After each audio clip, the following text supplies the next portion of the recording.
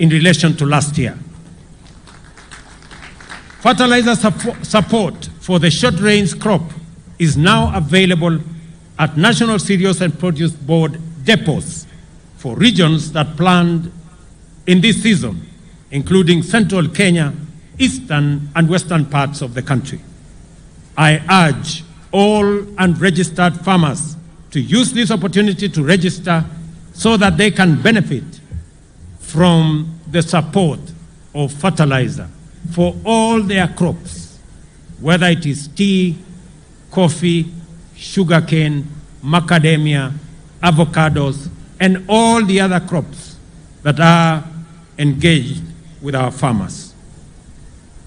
To reduce our national edible oil import bill, which currently stands at $1 billion annually, the government is supporting sunflower cultivation by distributing 600 metric tons of seed to farmers in partnership with counties in eastern, western Nyanza regions during these short rains. It is important that we are working with counties on other oil crops to deliberately reduce our import bill on oil and edible oil requirements for our country. When we came into office in September last year, only 320 government services were available online. Today, there are more than 13,000 services, and we expect to onboard all services by the end of this year. This has increased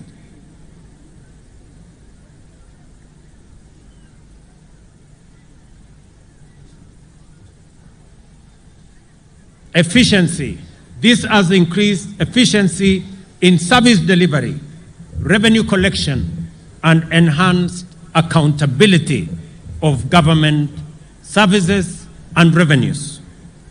The government is currently rolling out the last mile 100-kilometer of fiber optic infrastructure throughout the country to improve health facilities, improve schools, judiciary offices in far-flung areas, and other public institutions. We are also concurrently setting up 25,000 Wi-Fi hotspots targeting fresh produce markets, bus parks, and other public spaces. We are also working with members of parliament in the setup of 1,450 ICT hubs in every ward in Kenya. And I am happy that the National Assembly has aligned the National Government Constituency Development Fund Act to actualize this strategic intent. Our goal is to spur e-commerce, the creative arts, and the digital economy, the frontier of our bottom-up economic transformation agenda. We continue to make significant progress in our education sector. Immediately after assuming office last year, we ended months of uncertainty by resolving that junior schools be domiciled in our primary school setup. We have reduced the teacher shortage by hiring more teachers. In the last 1 year, the Teacher Service Commission has recruited 56,000 teachers, which is half of the required number or half of the shortage that we have. This is the highest recruitment in the history of the Commission in 1 year and the largest such exercise in Kenya's history.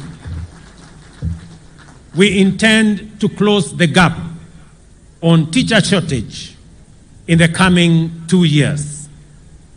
Further, in keeping with government's policy to equip Kenyan youth with practical skills and competencies, we are working with our TVETs to ensure that another 2,000 TVET college tutors are hired to support our TVET education that has increased